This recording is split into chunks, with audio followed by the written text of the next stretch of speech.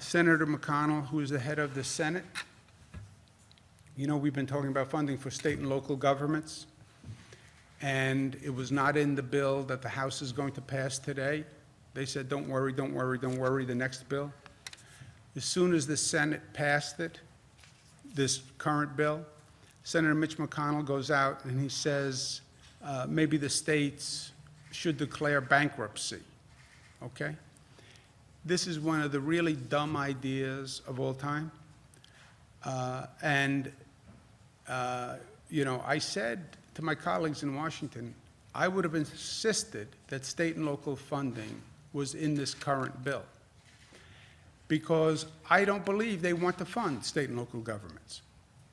And not to fund state and local governments is incredibly short-sighted. They want to fund small business, fund the airlines, I understand that. But state and local government funds police and fire and teachers and schools. How do you not fund police and fire and teachers and schools in the midst of this crisis? Yes, airlines are important. Yes, small business is important. So are police and fire and healthcare workers, who are the frontline workers. And when you don't fund the state, then the state can't fund those services. Makes no sense to me. Also makes no sense that the entire nation is dependent on what the governors do to reopen. We've established that. It's up to this governor, it's up to this governor, it's up to this governor. But then you're not going to fund the state government? You think I'm going to do it alone? How do you think this is going to work? And then to suggest we're concerned about the economy, states should declare bankruptcy? That's how you're going to bring this national economy back? By states declaring bankruptcy? You want to see that market fall through the cellar? Let New York State declare bankruptcy. Let Michigan declare bankruptcy. Let Illinois declare bankruptcy. Let California declare bankruptcy. You will see a collapse of this national economy. So just dumb. Vicious is saying, when Senator McConnell said, this is a blue state bailout. What he's saying is, if you look at the states that have coronavirus problems, they tend to be Democratic states.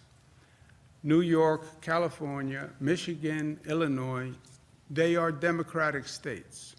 So if you fund states that are suffering from the coronavirus, they're Democratic states. Don't help New York State because it is a Democratic state. How ugly a thought. I mean, just think of what he's saying. People died.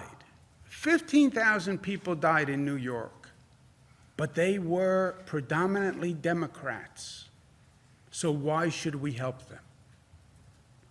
I mean, for crying out loud, if there was ever a time you're going to put aside, for you to put aside your pettiness and your partisanship and this political lens that you see the world through, Democrat and Republican, and we help Republicans, but we don't help Democrats. That's not who we are. It's just not who we are as a people. I mean, if there's ever a time for humanity and decency, now is the time. And if there was ever a time to stop your political, obsessive political bias and anger, which is what it's morphed into, just a political anger. Now is the time. And you want to politically divide this nation now, with all that's going on? How irresponsible and how reckless. I'm the governor of all New Yorkers. Democrat, Republican, Independent, I don't even care what your political party is. I represent you. And we are all there to support each other. This is not the time or the place or the situation to start your divisive politics. It is just not. And that's why, look, our rule has been very simple from day one. There is no red and blue. There should have never been a red and blue when it comes to any important issue, but certainly not now. And that's not what this country's all about. It's not red and blue, it's red, white, and blue. And when we talk about New York tough, we're all New York tough, Democrats and Republicans. And we're all smart, and we're all disciplined, and we're all unified, and we're all in this together. And we understand that, and that's how we operate. And we operate with love, and we're strong enough to say love. To say love is not a weakness, it is a strength, and New Yorkers are that strong.